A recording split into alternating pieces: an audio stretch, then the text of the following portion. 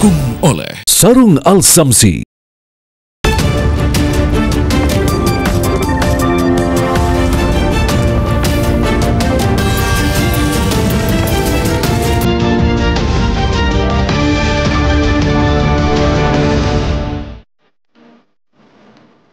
Israel secara mengejutkan menyerang sejumlah fasilitas strategis di Iran, termasuk fasilitas nuklir dan juga basis militer.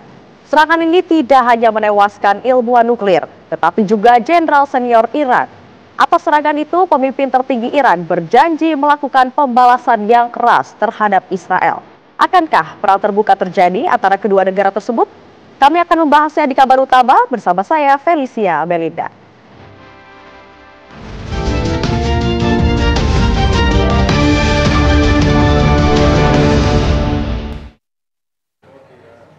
Kita awali informasi pertama, pemirsa. Seorang pria ditangkap anggota kepolisian Resort Kendal, Jawa Tengah setelah menyerang anggota satuan lalu lintas yang sedang bertugas.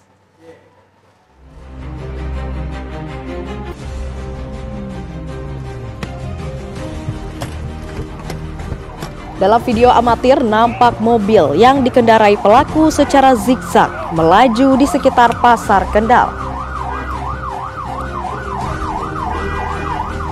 Ketika petugas patwal mencoba menghadang, pelaku justru mempercepat laju kendaraannya dan menabrak mobil patroli polisi dari belakang. Pria yang bernama Budi Hartono tersebut membawa senjata tajam dan dalam kondisi mabuk serta di bawah pengaruh narkoba. Saat ditangkap polisi, pelaku berontak serta mengaku sebagai anggota TNI dari Kesatuan Kostrad. Dari tangan pelaku didapati 2 bilah sangkur, 2 magazin laras panjang, dan 1 alat hisap sabu.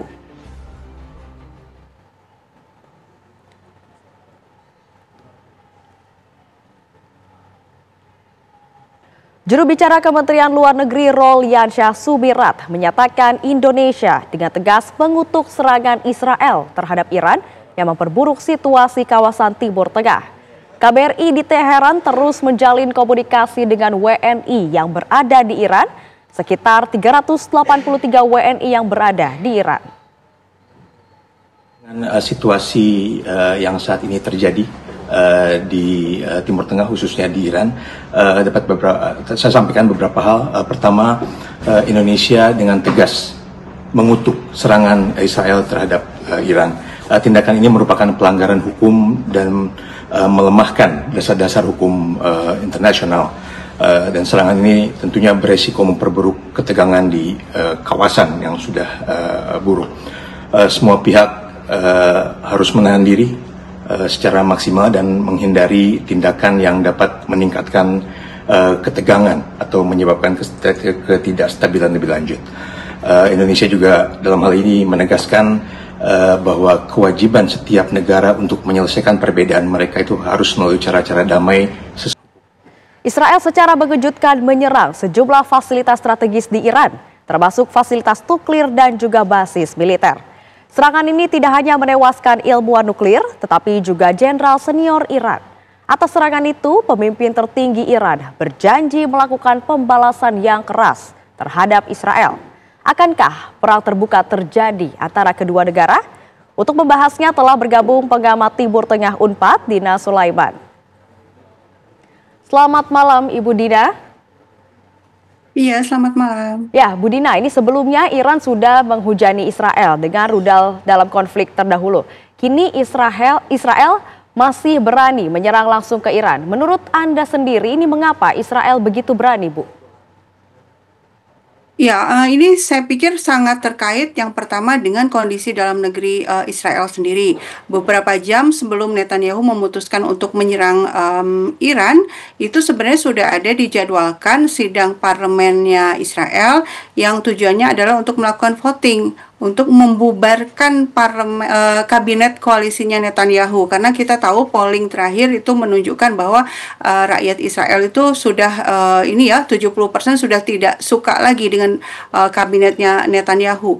Bukan berarti mereka membela Palestina, tidak, tapi mereka tidak menyetujui cara Netanyahu yang dianggap terlalu lemah dalam menghadapi orang-orang Palestina karena belum berhasil juga mengembalikan Sandra. Nah, dan beberapa pihak petinggi Israel juga melemparkan kesalahan situasi ini kepada Netanyahu. Nah, buat Netanyahu ini dia perlu strategi untuk keluar dari ancaman terhadap kedudukannya itu. Kalau seandainya dia akhirnya tidak lagi menjadi Perdana Menteri, dia akan terancam juga masuk penjara karena dia ada kasus korupsi juga. Nah, apa yang dilakukan oleh Netanyahu dalam kaitan ini adalah dia melakukan yang disebut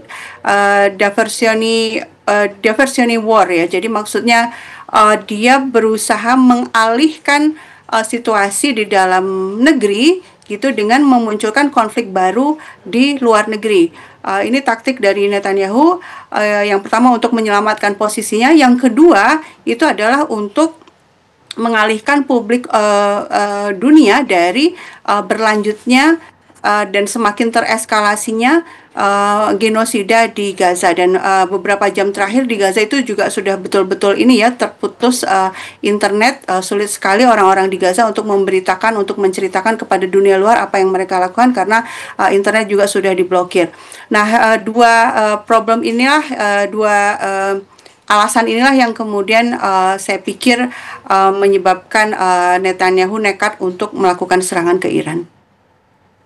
Ya, Bu Dina, ini menurut pengamatan Anda, Bu, ini serangan Israel kan begitu bertubi-tubi kepada Iran. Namun mengapa sampai saat ini Iran belum membalas serangan Israel tersebut, Bu? Ya, tentu saya pikir ini wajar saja ya, karena saat serangan itu terjadi pukul 3 dini hari ya waktu Teheran, itu beberapa pimpinan tertinggi di IRGC itu salah satu unit militer yang ada di Iran itu sedang melakukan rapat, sehingga dalam satu serangan itu beberapa tokoh tertinggi itu gugur. Tentu butuh waktu ya untuk konsolidasi, untuk persiapan sebelum kemudian benar-benar melakukan serangan balasan. Ya, Bu, apakah nantinya kedua negara ini akan perang secara terbuka, Bu? Saya pikir seperti ini ya, Iran bagaimanapun juga itu bisa disebut sendirian, dan Iran ini dari sisi GDP, dari sisi anggaran perang itu jauh di bawah negara-negara Arab di sekitar. Sementara realnya itu Israel itu justru selain dibantu oleh Amerika Serikat dan Eropa Barat, itu juga dibantu oleh negara-negara Arab di sekitar Palestina. Sehingga Iran itu perlu menggunakan strategi ya untuk dia melakukan balasan, tapi dia juga bisa melindungi kedaulatan negaranya. Seandainya Iran betul-betul menyatakan perang, sementara Israel juga sudah menyatakan perang, berarti akan berlaku hukum perang. Nah, Israel bisa berlindung di balik hukum perang untuk terus membombardir Iran, untuk membunuh orang-orang Iran. Nah, kalau posisinya seperti sekarang, Iran itu diserang secara unilateral oleh Israel, itu Iran bisa mempraktikkan pasal 51 PBB. Ketika sebuah negara itu diserang, dia berhak untuk membela diri dan menyerang balik ke negara yang menyerangnya. Nah, saat ini posisi Iran dalam hukum internasional itu sebenarnya lebih baik, lebih di atas angin tanpa perlu menyatakan perang. Dia berhak untuk menyerang tanpa akan disalahkan oleh siapapun, karena memang itu adalah haknya untuk menyerang Israel yang sudah lebih dulu menyerang Iran. Ya, Bu Dina, ini kan fasilitas strategis Iran sendiri sudah dibombardir oleh Israel ya, Bu ya. Kira-kira nantinya balasan seperti apa yang akan dilakukan Iran terhadap Israel, Bu? Yang diserang oleh Israel, kalau yang saya perhatikan dari media-media dalam negeri Iran sendiri, itu adalah fasilitas di permukaan. Jadi beberapa pusat nuklir itu memang di bagian permukaannya itu diserang, tapi mereka sebenarnya fasilitasnya jauh di bawah tanah sehingga tidak terganggu. Dan kemudian mungkin perlu saya tambahkan juga ya, Israel selalu mengklaim bahwa tujuannya itu menyerang pusat nuklir Iran itu sebagai serangan preemptif karena dia menyatakan bahwa Iran itu punya senjata nuklir. Nah, ini sebenarnya kebohongan dari pihak Israel ya. IAEA sendiri sama sekali tidak pernah menyatakan bahwa Iran sedang membangun senjata nuklir dan Iran itu menandatangani NPT sehingga seluruh aktivitas nuklirnya itu diawasi oleh IAEA. Sebaliknya, yang betul-betul punya bom nuklir justru adalah Israel dan Israel tidak menandatangani NPT. Nah, ya, jadi sejauh ini yang diserang itu di bagian permukaan, tapi fasilitas nuklirnya sendiri itu sejauh ini tidak terganggu. Baik, terima kasih banyak Bu Dina Sulaiman atas waktunya dan juga kesediaannya untuk berdialog di Kabar Utama. Selamat malam, selamat melakukan kembali aktivitasnya, Bu. Terima kasih. Ya, sama-sama.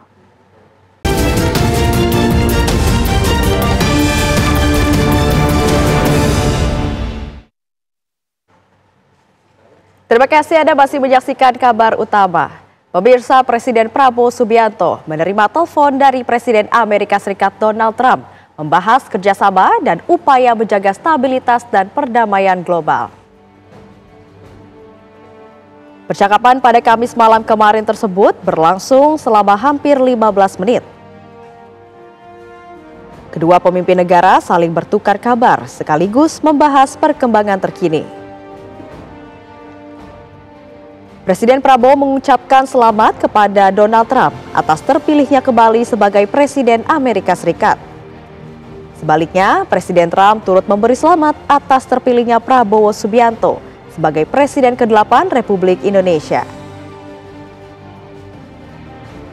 Dalam pembicaraan hangat tersebut, Prabowo dan Trump juga sepakat untuk terus meningkatkan kerjasama antara Indonesia dan Amerika Serikat.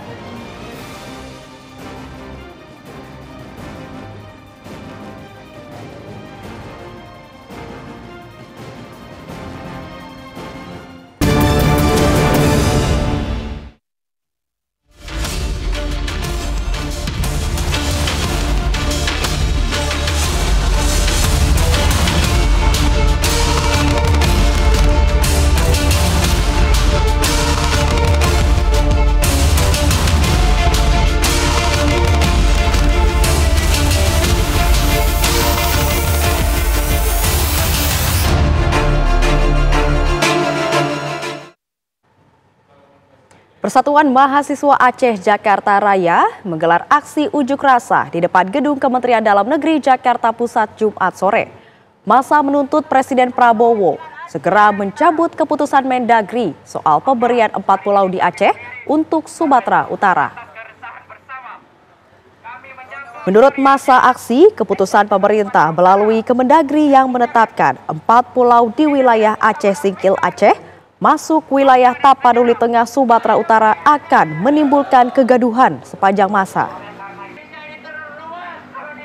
Pengunjuk rasa menuntut Presiden Prabowo Subianto segera mencabut keputusan Mendagri tahun 2025 tentang pemberian dan pemutakhiran kode serta wilayah administrasi pemerintahan 4 pulau, yaitu Pulau Mangkir Besar, Mangkir Kecil, Pulau Lipan, dan Pulau Panjang. Unjuk rasa yang dijaga ketat aparat kepolisian ini akhirnya membubarkan diri setelah perwakilan mereka diterima staf Kementerian Dalam Negeri.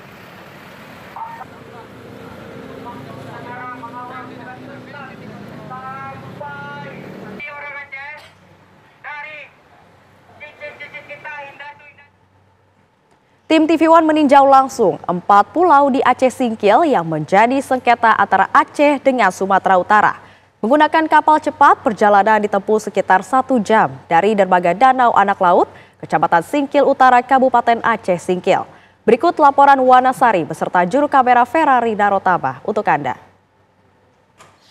Pemirsa, hampir sejauh 300 km perjalanan kami dari kota Medan menuju Kabupaten Aceh Singkil, Provinsi Aceh. Dan saat ini saya sudah tiba di salah satu dermaga yang terdapat di Danau Anak Laut Singkil Utara, Kabupaten Aceh Singkil.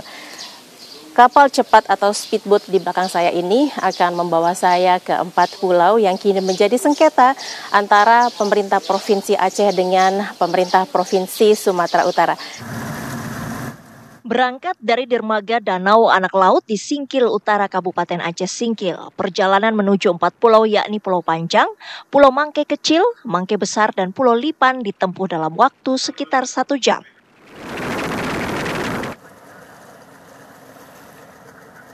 Pemirsa, saya sudah tiba di Pulau Panjang, satu dari 4 pulau yang kini sedang ramai dibincangkan oleh masyarakat terkait dengan sengketa begitu antara pemerintah Provinsi Sumatera Utara dengan Provinsi Aceh. Bila kita melihat sepanjang mata memandang, bisa saya katakan ini adalah pulau yang belum tersentuh dengan apapun, atau istilahnya pulau yang masih perawan begitu pemirsa. Pasir putih membentang sepanjang pinggiran pantai ini yang menurut informasi luasnya tidak lebih dari 5 hektar. Dan di belakang saya ada rumah kecil, kemudian ada tugu juga, Tugu Prasasti sebagai bukti bahwa ini milik Provinsi Aceh, tepatnya di Kabupaten Singkil. Kita lihat lebih detail. Nah, ini yang saya sebut tadi pemirsa, Tugu Wilayah Aceh. Lokasi Pulau Panjang dan dibangun pada tahun 2012 oleh Dinas Bina Marga dan Cipta Karya Aceh. Dan di belakang saya juga terdapat tugu yang lebih besar yang dibangun pada tahun 2022, dan ini menegaskan bahwasanya pemerintah Aceh memiliki sepenuhnya Pulau Panjang ini dan ketiga pulau lainnya yang jaraknya sangat berdekatan dari sini. Dan di sebelah tugu ini juga terdapat sebuah rumah. Menurut informasi, rumah ini adalah rumah singgah yang biasa digunakan oleh nelayan untuk beristirahat ketika rehat dari aktivitas melaut ataupun terjebak ketika cuaca sedang buruk-buruknya. Dari Pulau Panjang, Kabupaten Singkil Aceh, Wanasari Ferrari Narotama, TV One mengabarkan. Kita langsung bergabung dengan Wanasari yang akan mengabarkan informasi terkini 4 pulau di Kabupaten Aceh Singkil Aceh yang kini menjadi bagian Tapanuli Tengah, Sumatera Utara. Selamat malam Wanasari, silakan dengan laporan Anda.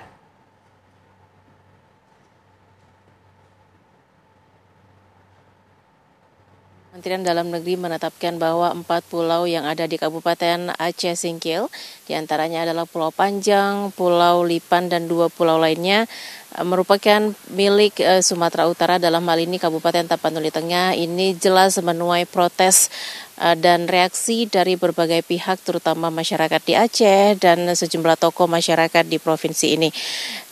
Bila melihat pada sejarah tahun 1992 di mana terjadi kesepakatan antara Gubernur Sumatera Utara dan Gubernur Aceh, dan ketika itu juga dihadiri oleh Menteri Dalam Negeri, bahwa kesepakatan itu menunjukkan keempat pulau tersebut resmi milik Provinsi Aceh. Namun akhir-akhir ini isu itu kembali mencuat ketika Gubernur Sumatera Utara Bobi Nasution diawali dengan bersilaturahmi kepada Gubernur Aceh untuk yang ternyata ujungnya adalah untuk mengklaim bahwa 4 pulau tersebut masuk wilayah Provinsi Sumatera Utara. Kami ingin menggambarkan lebih detail pemirsa bahwa secara geografis memang keempat pulau tersebut dekat dengan dataran di Sumatera Utara. Dalam hal ini adalah di Kabupaten Tapanuli Tengah. Jaraknya hanya kurang dari 2 mil saja untuk ke 4 pulau tersebut begitu. Namun secara histori ataupun jika melihat sejarah masa lalu terkait dengan 4 pulau tersebut, bahwa 4 pulau tersebut dimiliki dan sudah ada prasasti yang dibangun sejak lama oleh pemerintah Provinsi Aceh.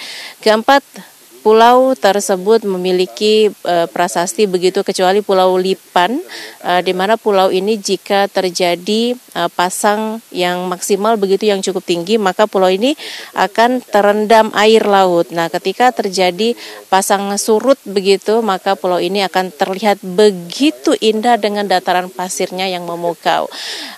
Bila melihat berbagai potensi, terutama potensi sumber daya alam yang terdapat di keempat pulau ini, seperti pulau-pulau kecil yang ada di Provinsi Aceh ini, termasuk di Kabupaten Aceh Singkil ini, begitu indah dengan potensi wisata alamnya. Wajar bila kemudian destinasi ataupun maksud kami 4 pulau ini menjadi ramai diperbincangkan oleh masyarakat, apalagi isu ataupun saling klaim pulau ini kembali mencuat. Dan sebelumnya di tahun 2022 klaim terhadap 4 pulau ini juga sempat terjadi antara Aceh dengan Sumatera Utara dengan Aceh begitu. Namun ini kembali mencuat dan kita akan melihat ujung dari sengketa 4 pulau di Kabupaten Aceh Singkil Aceh. Saya kembalikan ke Felicia. Baik, terima kasih banyak Wanasari atas laporan Anda. Selamat bertugas kembali. Pemirsa, keputusan Mendagri menetapkan 4 pulau di Kabupaten Aceh Singkil Aceh masuk ke wilayah Tapanuli Tengah Sumatera Utara menjadi polemik di tengah masyarakat. Pemerintah Aceh akan menggelar rapat antara sejumlah lintas pemangku kepentingan untuk membahas sikap pemerintah Aceh ke depannya. Keputusan Kementerian Dalam Negeri yang menetapkan 4 pulau milik Aceh menjadi bagian Sumatera Utara menyita perhatian publik.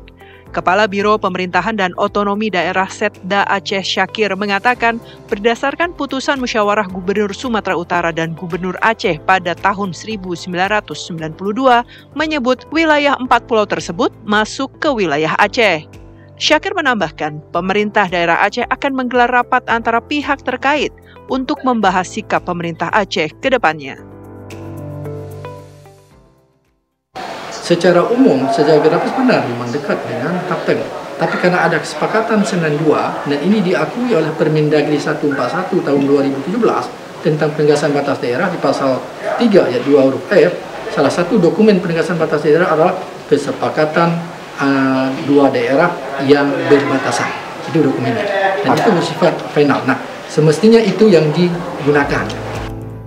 Sementara itu, Ketua DPRD Sumatera Utara Erni Arianti mengatakan jika ada pihak yang keberatan soal perpindahan 4 pulau Aceh ke Sumatera Utara, dipersilakan untuk melakukan gugatan ke Pengadilan Tata Usaha Negara. Kita masih menunggu perkembangannya dari DPRD. Jika memang ada kunjungan balasan dari Gubernur Aceh ke Sumatera Utara, maka kita dengan Gubernur siap untuk menerima. Sebelumnya, Kemendagri menetapkan 4 pulau yang berada di wilayah Aceh kini masuk ke dalam administrasi Kabupaten Tapanuli Tengah, Sumatera Utara. Keputusan ini tercantum dalam Keputusan Menteri Dalam Negeri nomor 300.2/2138 tahun 2025 tentang pemberian dan pemutahiran kode serta data wilayah administrasi pemerintahan dan pulau yang ditetapkan pada 25 April 2025. Dari Banda Aceh, Provinsi Aceh dan Medan, Sumatera Utara, Muhammad Fadli, Alfian Syah, TV One mengabarkan.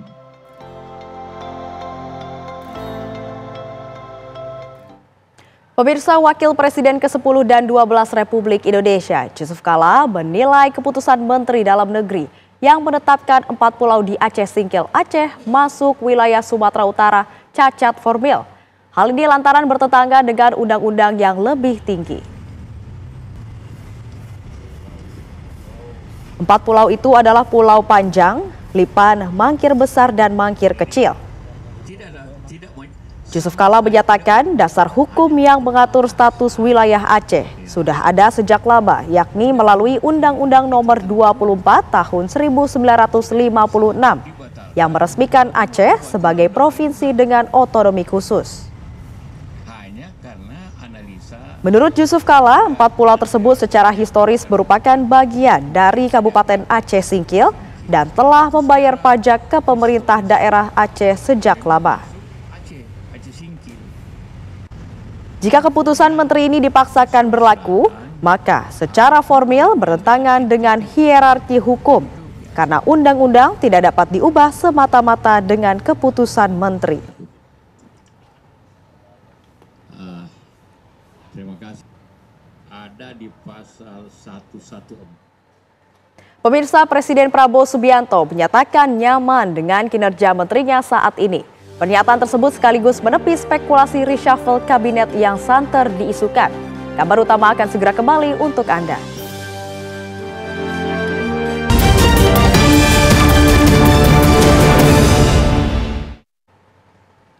Presiden Prabowo Subianto tegas mengatakan bahwa tidak ada rencana perombakan Kabinet Merah Putih dalam waktu dekat. Isu reshuffle ini menguat di ruang publik. Namun Prabowo menepis bahwa para pembantunya saat ini bekerja dengan sangat yang tinggi dedikasi.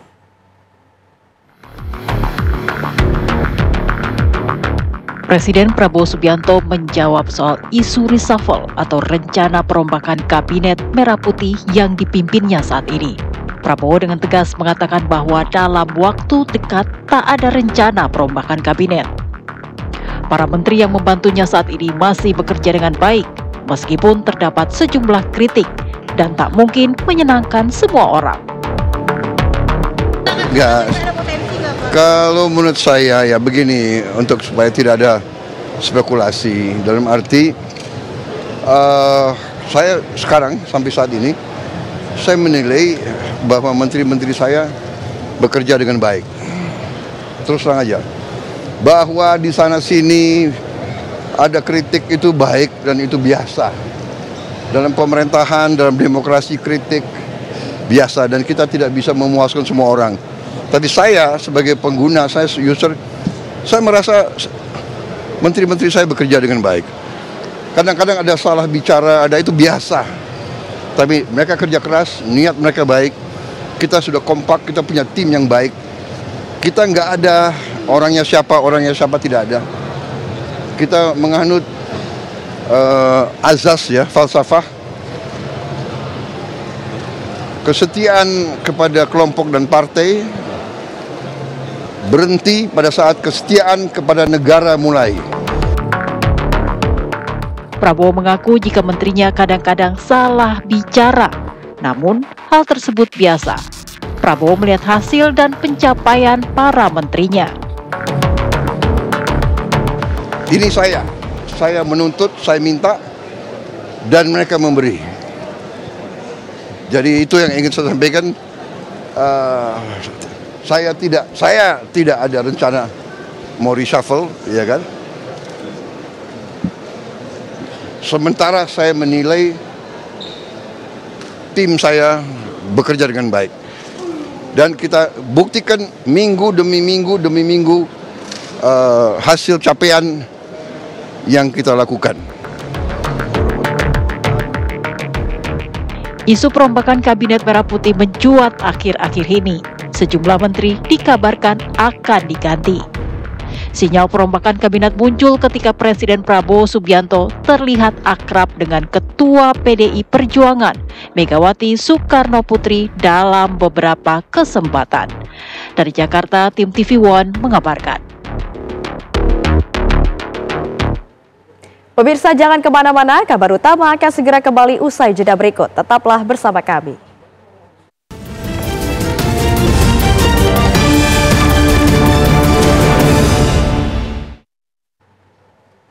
Di tengah tantangan kondisi geopolitik yang berdampak terhadap nilai pasar global, PT Pertamina Persero di sepanjang tahun 2024 justru mencatatkan laba bersih.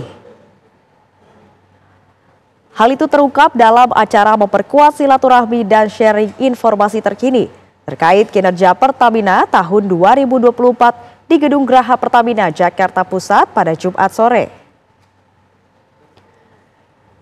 Diungkapkan Direktur Utama Pertamina, Simon Aloysius Mantiri, PT Pertamina meraih laba bersih sepanjang tahun 2024 hingga 3,13 miliar dolar Amerika atau setara 49,54 triliun rupiah. Selain itu juga stakeholder Pertamina Patraniaga juga disebut Simon sukses 100% dalam menyalurkan subsidi BBM serta LPG. Simon menjelaskan jika dibandingkan dengan tahun 2023, tahun 2024 merupakan tahun yang cukup menantang bagi Pertamina. Kondisi geopolitik global telah berdampak pada penurunan harga minyak mentah.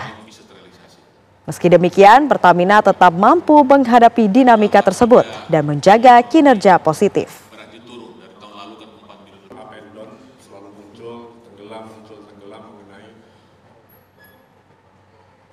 Pemirsa, tuntas sudah perjumpaan kita dalam kabar utama malam ini.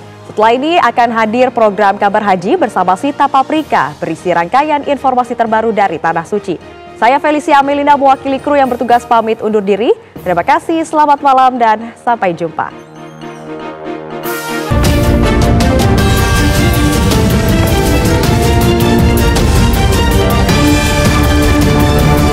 Didukung oleh Sarung Al Samsi.